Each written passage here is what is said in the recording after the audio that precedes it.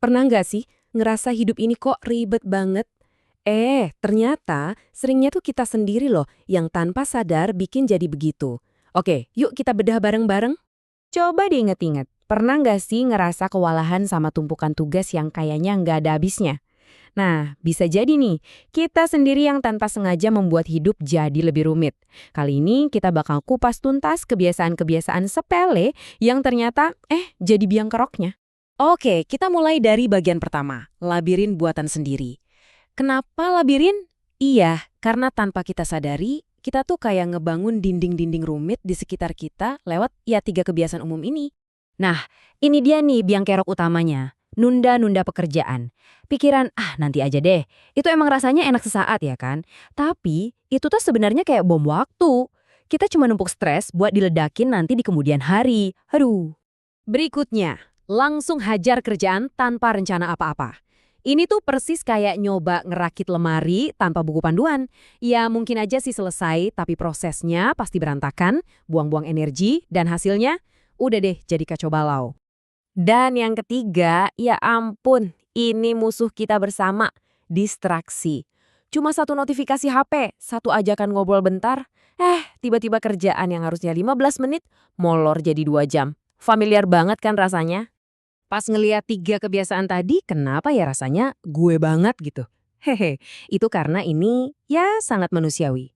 Tapi pertanyaannya sekarang bukan kenapa kita ngelakuin itu, tapi apa dampaknya kalau kebiasaan-kebiasaan ini kita biarin numpuk terus. Nah, dari situ kita lanjut ke bagian 2, efek bola salju. Disinilah kita bakal lihat gimana satu kebiasaan sepele bisa ngegelinding dan jadi gede, jadi masalah yang jauh lebih rumit. Jadi, konsep kuncinya itu namanya efek riak.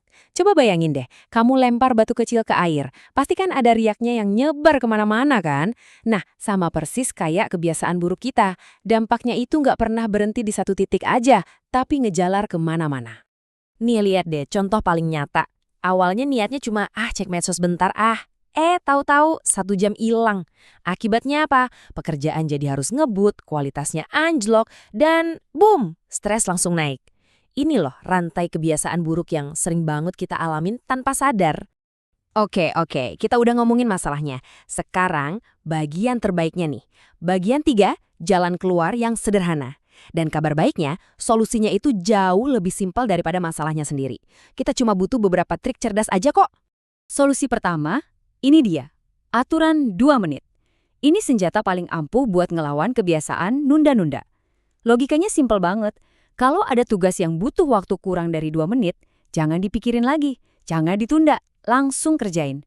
Momentum yang kebangun dari sini tuh luar biasa serius. Contohnya, banyak banget. Ada email singkat yang masuk, langsung balas sekarang.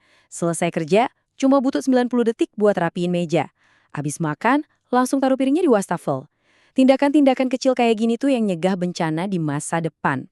Lanjut, solusi kedua adalah fokus tunggal. Ini kebalikannya dari multitasking. Seringkali kita mikir kita jago multitasking. Padahal otak kita itu sebenarnya nggak jago loh ngelakuin banyak hal sekaligus. Waktu kita multitasking, kita itu cuma loncat-loncat fokus dengan cepat. Yang justru, ya bikin capek dan nggak efisien sama sekali. Coba bayangin bedanya. Cara yang rumit, buka 10 tab browser sekaligus buat riset, yang ujung-ujungnya malah bikin pusing sendiri.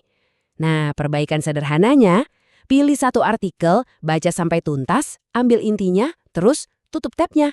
Jauh lebih efektif kan? Jelas? Nah, buat ngelawan si biang kerok distraksi, kita punya jurus namanya blok waktu.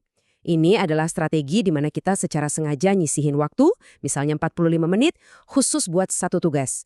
Bener-bener tanpa gangguan, sama sekali. Cara nerapinnya gampang banget kok. Daripada ngecek email tiap 5 menit, kenapa nggak dijadwalin aja waktunya?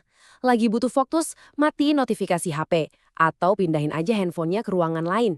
Pakai headphone juga ampuh banget loh. Itu kayak ngasih sinyal jangan ganggu buat orang lain dan buat diri kita sendiri juga. Oke, kita udah tahu masalahnya, dampaknya, dan solusinya. Sekarang, kita sampai di bagian paling penting. Langkah pertama kamu. Jadi, apa nih yang bisa kamu lakuin sekarang juga? Dan ini poin terpenting yang harus kita ingat. Menyederhanakan hidup itu bukan soal nambahin aplikasi baru atau bikin jadwal yang lebih padat. Justru sebaliknya, ini adalah tentang punya keberanian buat mengurangi, buat ngilangin, dan buat ngebuang semua hal yang sebenarnya nggak perlu.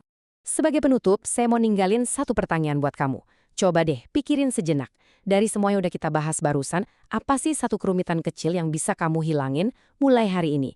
Mungkin cuma nerapin aturan 2 menit sekali aja, atau matiin notifikasi selama 1 jam ke depan?